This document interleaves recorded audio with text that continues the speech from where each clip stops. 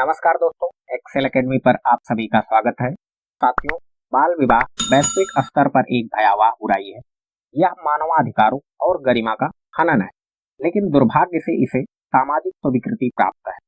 यह सामाजिक बुराई हमारे बच्चों, खासकर या विशेष रूप से हमारी बहनों बेटियों के विरुद्ध अंतहीन अपराधों को जन्म देती है। तो आज का हमारा डिस्कशन भी बाल विवाह और मुस्लिम पर्सनल लॉ के बीच जो कॉन्फ्लिक्ट है उस पर आधारित है।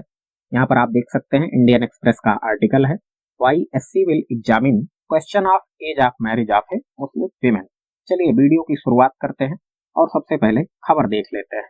सुप्रीम कोर्ट ने हाल ही में 17 अक्टूबर राष्ट्रीय बाल अधिकार संरक्षण आयोग एनसीपीसीआर की एक याचिका पर नोटिस जारी किया है। माननीय उच्चतम न्यायालय पंजाब और हरियाणा उच्च न्यायालय की एक आदेश की जांच करने के लिए सहमत हुआ है। दरअसल पंजाब और हरियाणा के उच्च न्यायालय द्वारा एक नाबालिग मुस्लिम लड़की को उसकी पसंद के एक व्यक्ति से शादी करने की अनुमति दी गई थी, तो इसी बात का जामिन माननीय उच्चतम न्यायालय करेगा। न्यायमूर्ति एस के कौल और न्यायमूर्ति अभय एस ओका की पीठ ने इस मामले में अदालत की सहायता के लिए वरिष्ठ अधिवक्ता राजशेखर राव जी को न्याय मित्र अर्थात कोर्ट का सलाहकार भी नियुक्त किया है। एनसीपीसीआर की ओर से पेश हुए सॉलिसिटर जनरल तुषार मेहता ने कहा कि यह एक गंभीर मुद्दा है और माननीय उच्चतम न्यायालय से पंजाब और हरियाणा के हाई कोर्ट की टिप्पणियों पर उन्होंने रोक लगाने की मांग भी की है। अब आइए जानते हैं कि मामला किससे संबंधित है और एनसीपीसीआर ने इसे क्यों चुनौती दी हुई है। दरअसल इस साल जून में पंजाब और हरियाणा उच्च न्यायालय ने दो याचिकाकर्ताओं, जिनमें एक 16 साल की नाबालिग मुस्लिम महिला है और 21 साल की उम्र का एक मुस्लिम पुरुष है, तो उनके द्वारा दायर की गई एक याचिका पर पंजाब और हरियाणा उच्च न्यायालय ने अपना फैसला सुनाया था। उन लोगों ने अदालत का दरवाजा इसलिए खटखटाया था क्योंकि उनके परिवार द्वारा उनकी शादी का विरोध किया जा रहा था और ये शादी उस महीने की शुरुआत में धार्मिक रीति रिवाजों के अनुसार हुई थी। उच्च न्यायालय की एकल न्यायाधीश पीठ द्वारा सुरक्षा की अनुमति देते हुए एक आदेश पारित किया था। याचिकाकर्ता की आशंका को दूर करने की जरूरत है, ऐसा पंजाब और हरियाणा उच्च न्यायालय ने कहा था। और साथ ही साथ पंजाब और हरियाणा उच्च न्यायालय ने यह भी कहा कि परिवार की सदस्यों की इच्छा के विरुद्ध इन दोनों लोगों ने विवाह कर लिया है, तो इस वजह से भारत के संविधान में जो परिकल्पित मौलिक अधिकार है उससे उन्हें वंचित नहीं किया जा सकता है। दरअसल पंजाब और हरियाणा उच्च न्यायालय आर्टिकल 21 की बात कर रहा था, राइट टू चॉइस का मामला। अब यहाँ पर मामला ये जो है ये कानून के तहत वैधता के सवाल से संबंधित है। जैसा कि आप जानते हैं कि एक महिला और एक पुरुष के लिए विवाह की जो कानूनी आयु निर्धारित की गई है वो क्रमशः 18 साल और 21 साल है, अर्थात पुरुष की एज 21 वर्ष होनी चाहिए और महिला की उम्र 18 वर्ष होनी चाहिए।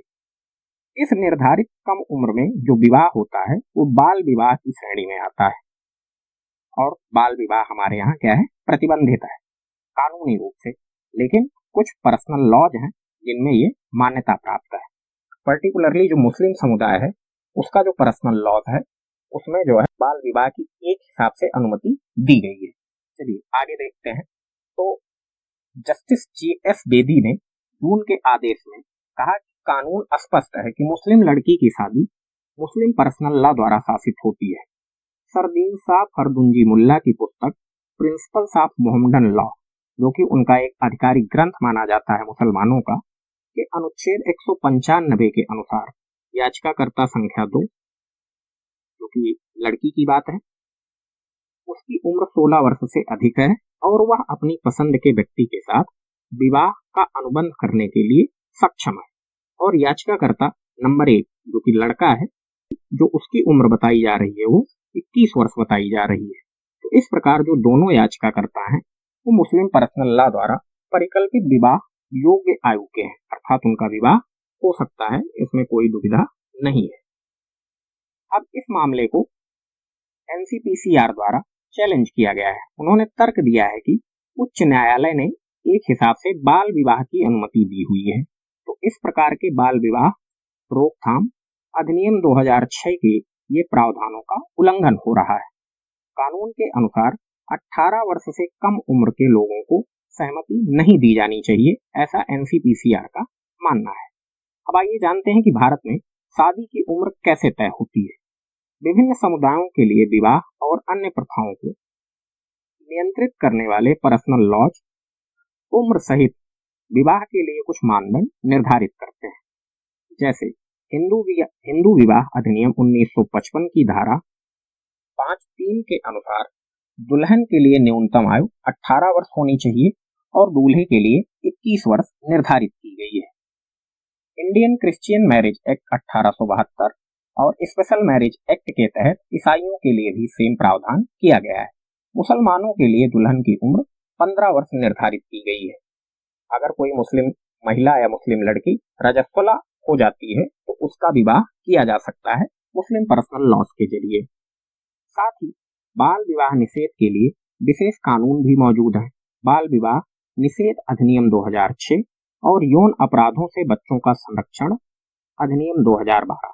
बाल विवाह रोकथाम अधिनियम के तहत निर्धारित आयु से कम का कोई भी विवाह अवैध होता है और जबरन बाल विवाह के दोषियों को दंडित किया जा सकता है। लेकिन बाल विवाह निषेध अधिनियम में ऐसा कोई भी प्रावधान नहीं है जो कहता है कि कानून इस मुद्दे पर किसी भी अन्य कानून को खत्म कर देगा।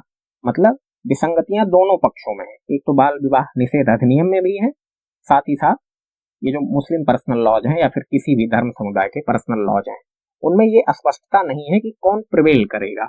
इसलिए विवाह की न्यूनतम आयु पर बाल विवाह निषेध अधिनियम और मुस्लिम पर्सनल लॉ के बीच विसंगतियां हैं। इनमें कोई स्पष्टता नहीं है कि कौन सा कानून दूसरे का स्थान ले लेगा। मतलब बाल विवाह निषेध अधिनियम ऊपर रहेगा या फिर मुस्लिम पर्सनल लॉज का जो कानून है वो प्रिवेल करेगा। अब आइए जानते हैं कि ऐसे मामलों में आमतौर पर होता क्या है। इसकी अलग अलग व्याख्याएं की गई हैं। कुछ एग्जाम्पल देखते हैं। फरवरी 2021 में पंजाब और हरियाणा उच्च न्यायालय ने एक मुस्लिम जोड़े जिसमें लड़की की एज जो थी वो 17 वर्ष थी और लड़के की उम्र 36 वर्ष थी, उसको सुरक्षा प्रदान की। अब ये सुरक्षा किस आधार पर प्रदान की गई? तो पंजाब और हरियाणा उच्च न्यायालय ने यह माना कि उनका पर्सनल लॉ के तहत जो विवाह है वो कानूनी है। एससी ने कहा क्योंकि कोई भी विशेष कानून व्यक्तिगत कानूनों को ओवरराइड नहीं करता है, इसलिए मुस्लिम लॉ क्या होगा, वो प्रिवेल करेगा, प्रभावी रहेगा। तो कई बार ये भी देखा गया है कि पर्सनल लॉज को डाउन भी किया गया है। एक मामला सुप्रीम कोर्ट ने केरल उच्च न्यायालय के साथ सहमति भी व्यक्त की थी, जिसमें मामला यह था कि यद्यपि चर्च तलाक दे सकता है या एक ईसाई विवाह को रद्द भी कर सकता है, लेकिन चर्च दूसरा विवाह तब तक नहीं करा सकता है जब तक कि अदालत द्वारा विवाह को भंग नहीं किया जा सकता है। हाल ही में सायरा बानो बनाम भारत संघ 2017 में सुप्रीम कोर्ट ने तत्काल 3 तलाक की प्रथा को असंवैधानिक अनकॉन्स्टिट्यूशनल घोषित किया। हालांकि यह मुस्लिम कानून के तहत प्रदान किया गया है। तो कई बार पर्सनल लॉ जो है वो प्रिवेल करते हैं और कई बार जो संसद द्वारा बनाए गए कानून हैं वो प्रिवेल करते हैं। और कुछ मामलों में कर्नाटक और गुजरात उच्च न्यायालयों ने माना है कि 2006 का जो विशेष कानून है वो पर्सनल लॉज को खत्म कर देगा और इसके तहत जो अर्थात मुस्लिम पर्सनल लॉज के तहत जो भी नाबालिग लड़कियों की शादी की गई थी उनको आदेश देकर देखभाल सुविधा में भेज दिया गया है। 2017 में भी इंडिपेंडेंट थॉट बनाम यूनियन ऑफ इंडिया के मामले में सुप्रीम कोर्ट के ऐतिहासिक फैसले द्वारा यह निर्धारित किया गया था कि एक पुरुष द्वारा अपनी पत्नी जिसकी उम्र 18 वर्ष से कम है अगर उसके साथ यौन संबंध स्थापित किया जा रहा है तो वह इंडियन पीनल कोड 1860 के तहत बलात्कार के बराबर माना जाएगा। तो आज के सेशन में इतना ही साथियों, मिलते हैं किसी नेक्स्ट और इंटरेस्टिंग टॉपिक के साथ। आप सभी लोगों का बहुत बहुत धन्यवाद।